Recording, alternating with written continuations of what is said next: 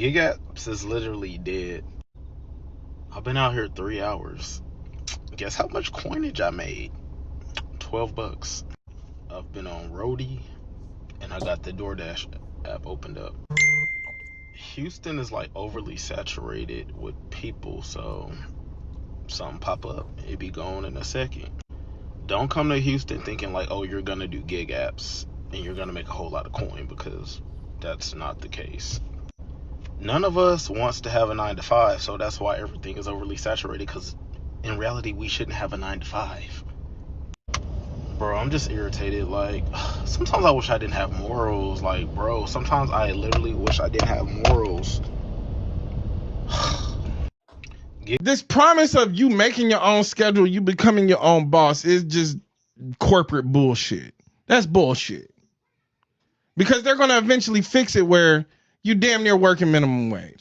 So that brings me to the desperation score. So the desperation score is the person who starts off their day taking as many trips as they possibly can, even if it isn't that cost beneficial. They take a lot of low end trips, $4 or $5. They can make $4 or $5 off this trip. Either way, point being, that creates a desperation score where they won't offer you things out of that $4, $5, $6 range because you're desperate for the money. So your actions show desperation, and they go out of their way to keep you desperate. People will try to capitalize off other people's desperation. That happens pretty much 9 times out of 10. That's in most cases, yeah, that will happen, especially when we're talking about a business where I think, especially when it gets to the large corporation level, they don't necessarily have that empathy anymore. You can even see it sometimes if you work a job. You know, you can see it in some jobs where it's kind of like robots. Even when they fire you, it's kind of like they'll just say the weirdest things, be a little bit robotic. But going back to the first dude, who he basically said he worked for 3 hours and made $12. It's time to go ahead and get a job. I think he even touched on it. The fact that because everybody doesn't want to work, the app has become saturated. And I agree. But we got to start learning to kind of view things as opportunities, using that investor mindset. So how he should be looking at it is, okay, well, if it's saturated over here, then that means it's wide open over there. So that means there's opportunities over there that other people are forsaking. So y'all, if you like the video, I greatly appreciate it. Only takes a second and actually helps out more than you know. And also, if you could hype. Today I'm gonna find out, is DoorDash worth it if I accept every order? Here we go. So in my last video, I accepted every order from Uber Eats, and today I'm gonna be doing the same thing with DoorDash to find out which one actually pays more. So yeah, I'm gonna show my earnings at the end of the video. I'm also gonna be keeping track of my miles again, so there's a fair comparison to my last video. Getting some gas real quick before I start. Fuel prices are still pretty high, but that's okay. On the Dasher app, it says it's peak pay time, $1 extra order until 8:59 p.m. Here we go. First order, $12.65 for 15.7 miles. All right, I'm gonna go ahead and do it. Let's talk about the gas thing real quick. Let's touch on it because, yeah, gas is up right now, and the stock market is down. It's down pretty heavily. Again, that investor mindset. This could be a really good opportunity. And it's down because of the energy costs, as well as, I believe, the Federal Reserve. It was understood that pretty much this year was going to be a lot of interest rate cuts. But because of the energy crisis right now, I think they actually decided that wouldn't be good at this time. So the stock market reacted. So I'm not a financial advisor, but, could be something you might want to look into, especially when you have people saying that the crisis could be resolved in a couple weeks. Here we go. This place is called The Grill. It's looking like a 22-minute drive all the way to Ponce Inlet by the beach. For those of you wondering why I'm accepting every order tonight besides the comparison to Uber Eats, I am trying to reach gold status on DoorDash as well, as you get preferred deliveries and a better chance to get high-paying orders. Check out this shark just sitting there. There's the ocean.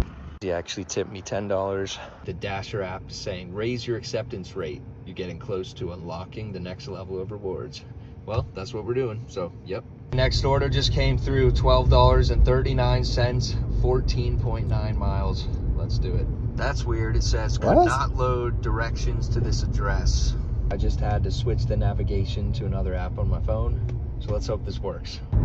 Look at that sunset. All right, I think that's the place. I just picked up 2 orders from there. I gotta say, they smell really good. My whole car right now smells like a Chicago deep dish pizza. I just dropped off that order. Looks like I'm 14 minutes away from the next drop off. Here's another order, $15.90 for 15.9 miles. I'm about 13 minutes away from the drop off. Looks like there's a gate code for this one. Next order, $5.95 for 6.6 miles. I'm 6 minutes from the drop-off. Here's another order, $7.40 for 8.5 miles. Here's an add-on order for $6.15 for 1.8 miles. I'm gonna go ahead and accept it. Now off to Wendy's. Delivering this order to somewhere in these apartments. There was no parking up front here, so I had to park all the way in the back. This order was all the way up on the 4th floor, guys. I'm waiting for the elevator to come back now.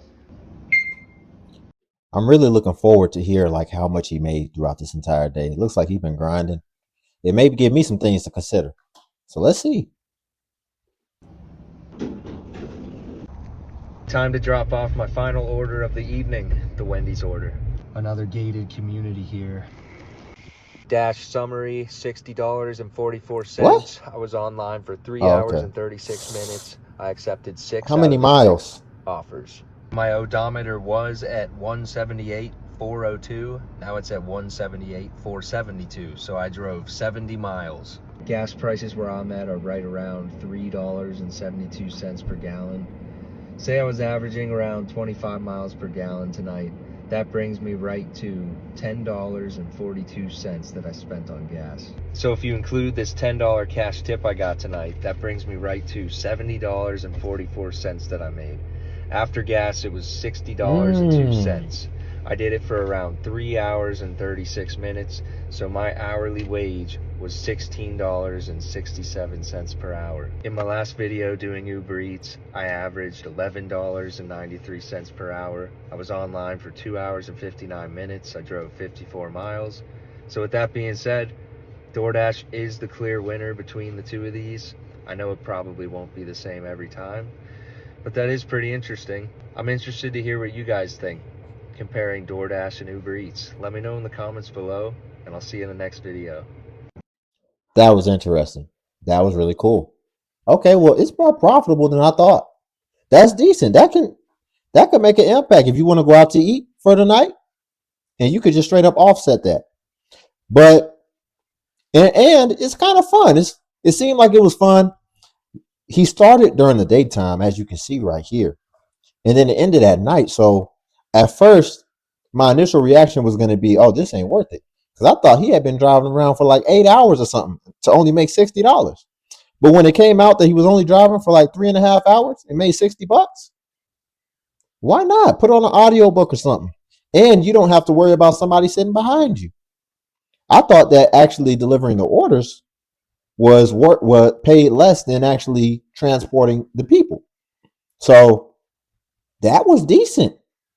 That could actually do something. Then, you get to see around, the city or whatever, and I guess engage with people. Nowadays, people really don't engage with each other that much, so that's a good opportunity, and you get tips. So it's pretty exponential, especially if you, just have really good customer service or something.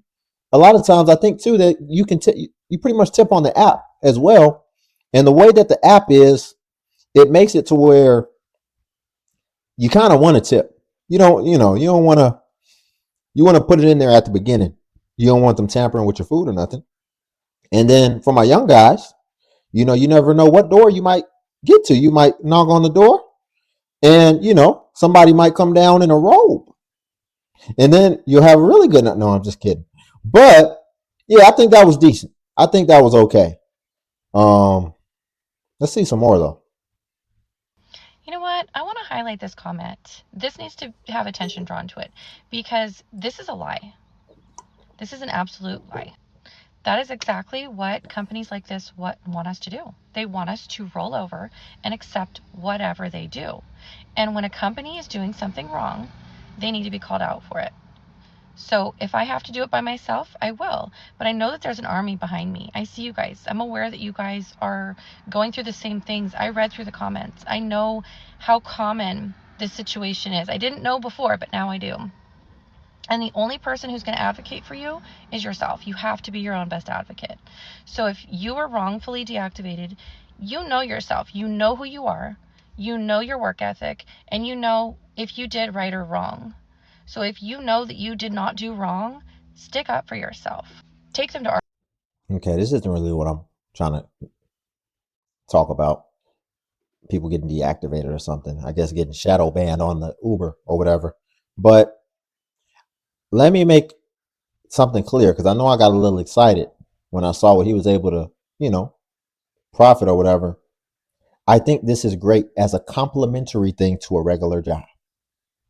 Notice the example I said was you can go out to eat with it or do something. It can offset your expenses. I wouldn't recommend doing this as the end all be all for your survival in life. It doesn't have a retirement plan. I'm pretty sure they don't pay you any insurance whatsoever, and you're wearing down your car. I wouldn't recommend you try to scale this out. Notice he did it for about 3.5 hours. Maybe you can start getting savvy and know when are the hot spikes as far as when they may pay the most, when it might be the most competitive. But I don't think this is something that you should try to be doing 12-hour shifts on, just driving all around town wearing your car down. Unless maybe you have something that you're trying to work towards. But I don't recommend that being your job ultimately. But I do think that it is a powerful new option to complement your lifestyle. And be smart with your profits. Make sure you're putting something away for wear and tear on your car. Start thinking like a business person. As someone who left the 9-to-5 life about 7 months ago, there is not many things that embarrass me. Not many things at all that embarrass me. I mean, I come on TikTok and yap about anything and everything until I'm blue in the face. Like, there truly is not a lot that can embarrass me. But there is one thing that I am still slightly embarrassed about. And I'm going to share it with you like I share everything else, okay? I still have this slight inkling of embarrassment about the fact that I have to work gig economy jobs and roles to supplement some of my income. And I know that this is something that is so stupid. I know it. But for whatever reason, because of the way that I learned to go to college, get a degree, do things the right way so that I could be set up for life, and then I ended up pretty much eating shit throughout my entire 20s.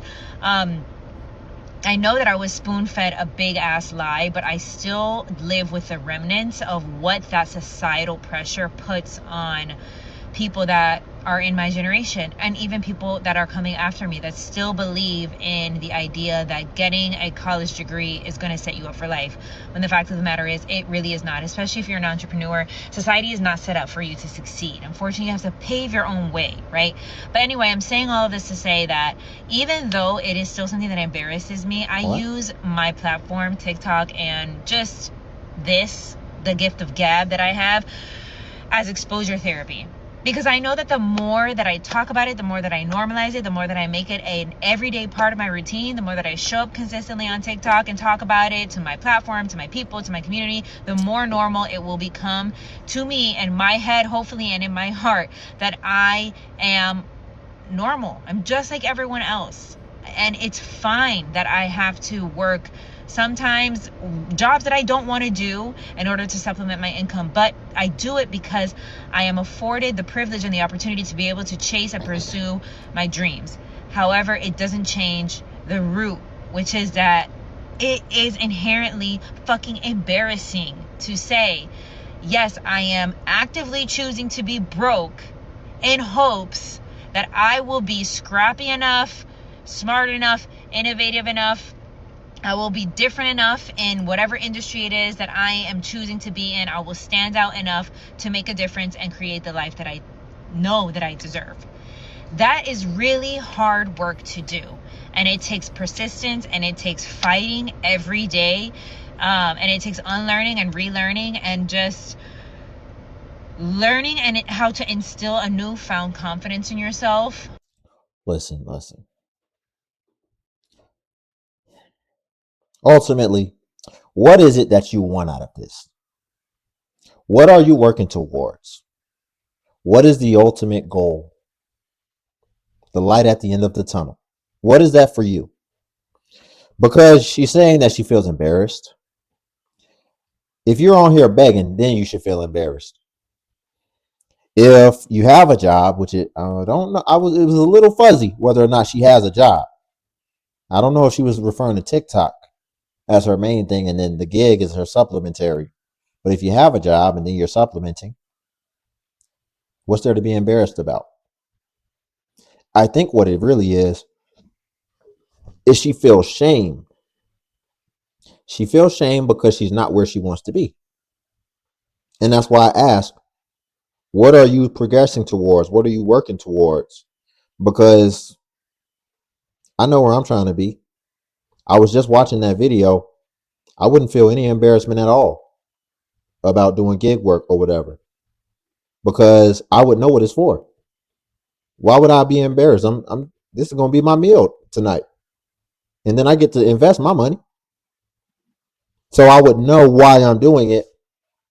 And I would feel a sense of pride as opposed to shame. It seems like she's just a feather in the wind, blowing wherever the wind takes her and just having these fantastical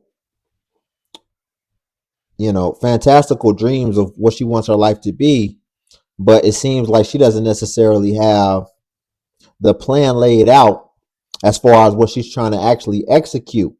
And it doesn't seem like it's actually tangible.